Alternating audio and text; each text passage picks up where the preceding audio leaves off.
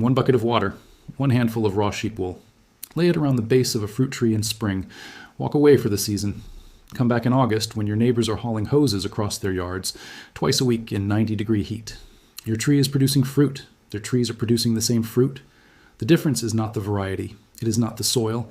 It is not how much money they spent on fertilizer last spring. It is what is covering the ground underneath the tree.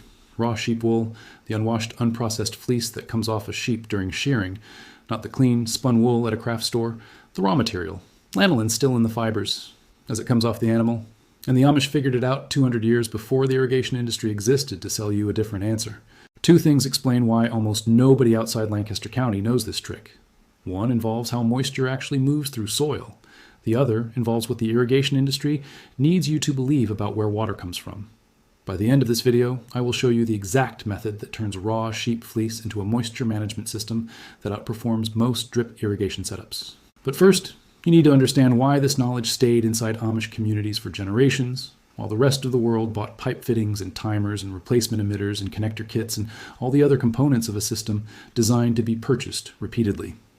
In the rolling farmland of Lancaster County, Pennsylvania, Amish orchards have produced fruit for generations with no mechanical irrigation. No drip lines, no soaker hose coiled under the mulch, no timer clicking on at 4 in the morning. What they use instead is something a sheep produces for free, something that falls off the animal twice a year, and something that most Western gardeners have never once considered laying on the ground around a fruit tree. You can find it at almost any sheep farm within 30 miles of where you're sitting right now. Most farms will give it to you for free. It weighs almost nothing. It takes 10 minutes to lay down. And it has been keeping fruit trees alive through summer drought in Lancaster County since before the United States existed as a country.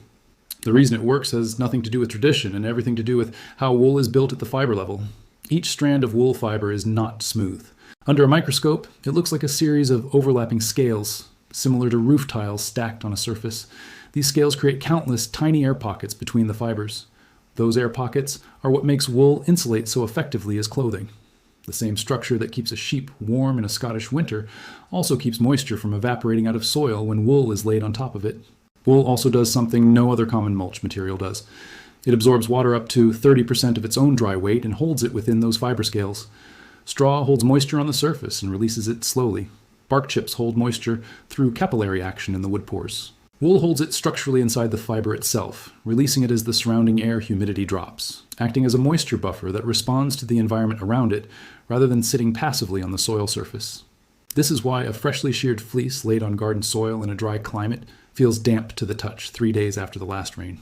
The fibers are releasing what they absorbed from overnight dew, keeping humidity elevated directly at the ground surface where soil evaporation happens fastest. Here's the number that matters. Research comparing mulch materials for moisture retention consistently finds that organic mulch reduces soil moisture loss by up to 70% compared to bare soil. Synthetic plastic mulch reduces it further but kills the biological activity underneath. Raw wool sits between these extremes in an unusual way. It holds moisture more effectively than straw or bark because the fiber structure creates a humid microclimate directly at the soil surface. And unlike plastic, it allows gas exchange, meaning the soil underneath continues to breathe and the microbial life that feeds your tree roots continues to function. Lay it 4 inches thick in a ring around the base of the tree. Keep it 6 inches away from the trunk itself. Water the ground once after laying the wool so the soil underneath starts fully hydrated. Then stop. What happens next is what the irrigation industry needs you not to know. As morning dew forms and light rain falls, the wool absorbs that atmospheric moisture and holds it. As temperatures rise through the day and the soil surface would normally dry out, the wool releases that absorbed moisture slowly back into the air directly above the ground. Humidity at the soil surface stays elevated.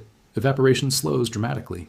And the roots of the tree, which extend out to the drip line and beyond, continue accessing the moisture reservoir that was established when you first watered before laying the wool. Traditional orchard records from Lancaster County document mature trees grown under wool mulching that required supplemental watering only during drought periods exceeding 3 weeks without measurable rainfall. Trees of the same variety grown in conventional orchards in the same region were being irrigated twice weekly throughout summer. Same county, same weather, different ground cover, different outcome. The Amish never bought a drip system. They never needed to. And in 200 years of growing fruit in Lancaster County, they never once called a supplier to order replacement emitters either. Now, let me show you the numbers that do not make sense until you see them together. A standard drip irrigation system for a backyard orchard of 6 trees costs several $100s installed. It requires a timer, a pressure regulator, connectors, and at least one filter to prevent emitters from clogging. It requires annual maintenance. The emitters clog anyway, the timer battery dies. You come home from vacation, and the pressure regulator failed 2 weeks ago, and one tree on the end of the line has been bone dry for 14 days. Raw sheep fleece from a local farm costs almost nothing. Many farms give it away because processing it costs more than the price it commands. Some charge $1 per pound. A backyard orchard of 6 trees needs roughly 15 to 20 pounds of raw fleece. Total cost is $0 to $20. One time, lasting an entire growing season. The wool breaks down slowly. It does not disappear in 6 weeks the way grass clippings do. It holds its structure through the growing season and then, as it decomposes through fall and winter, releases something no irrigation system has ever been able to deliver: nitrogen. Raw wool is approximately 17% nitrogen by dry weight. As the fibers break down through microbial activity, that nitrogen becomes available to the soil in a slow release form that fruit trees respond to effectively.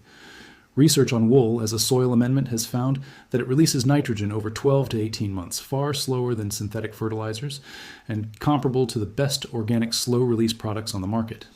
The mulch that kept your tree hydrated through summer becomes the fertilizer that feeds it next spring. One material, 2 jobs, no additional purchase required. And the soil biology that processes the decomposing wool, the bacteria, the fungi, the invertebrates, are exactly the organisms that make the mineral nutrition already in your soil available to tree roots.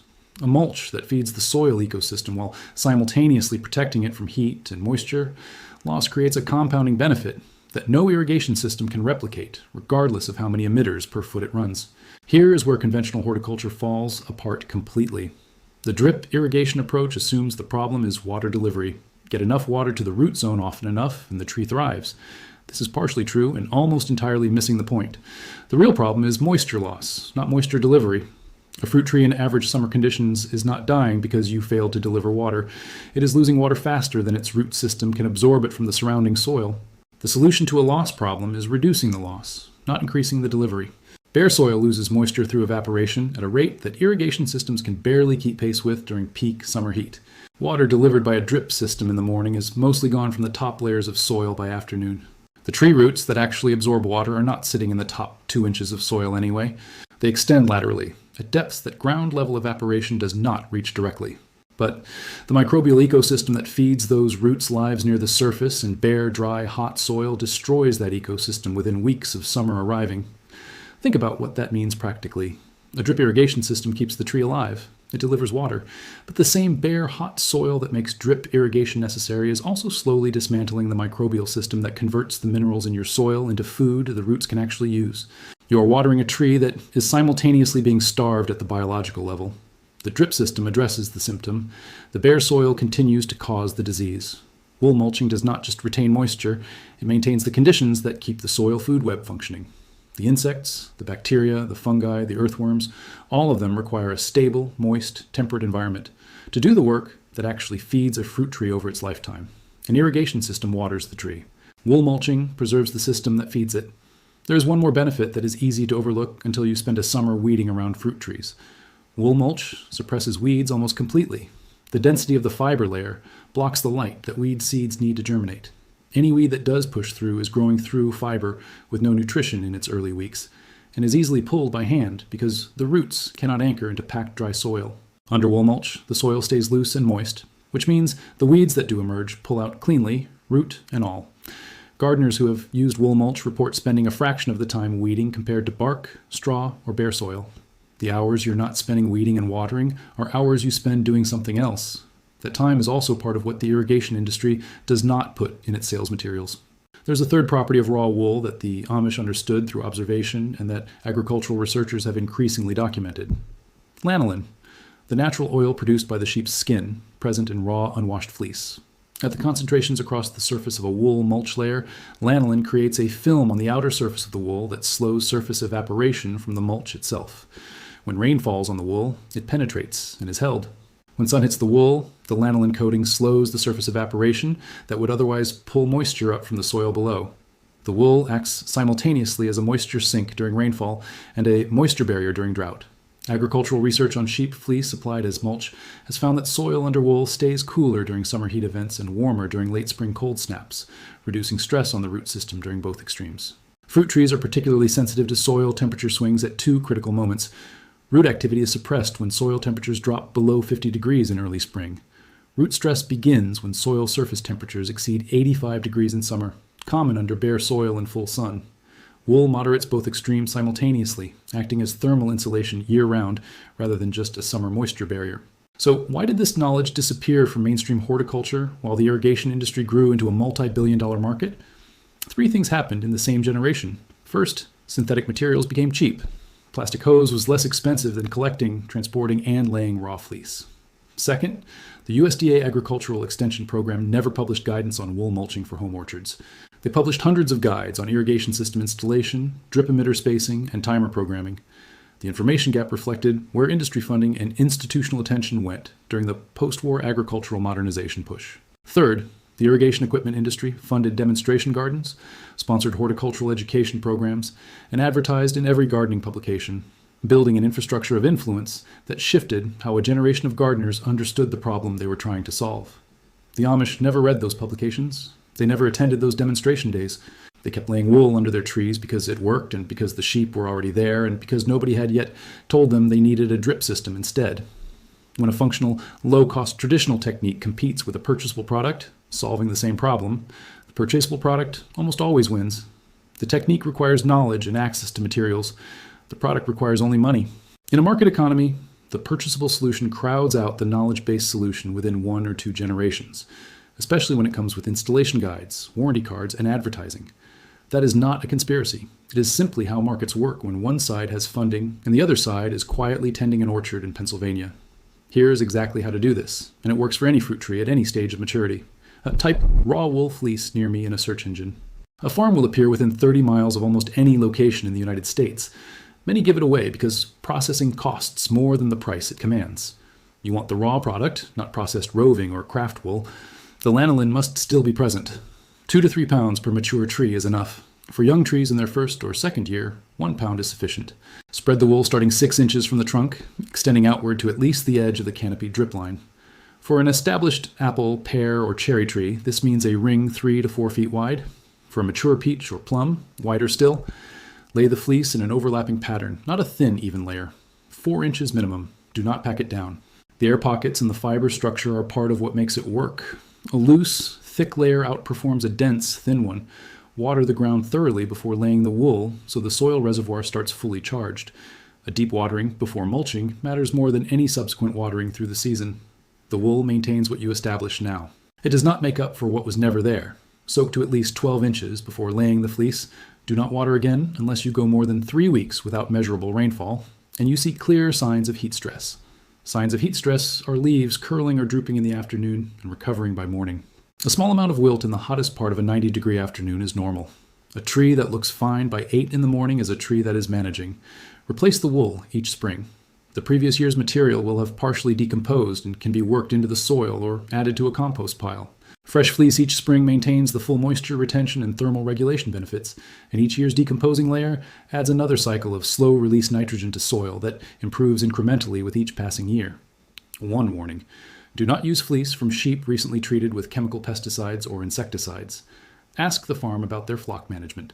Organically managed sheep produce fleece entirely safe for use in a food garden. Conventionally managed flocks may carry residues you do not want near edible fruit. The irrigation industry sells you complexity, timers, pressure regulators, emitter heads rated in gallons per hour, annual maintenance kits, replacement parts that only work with their specific brand.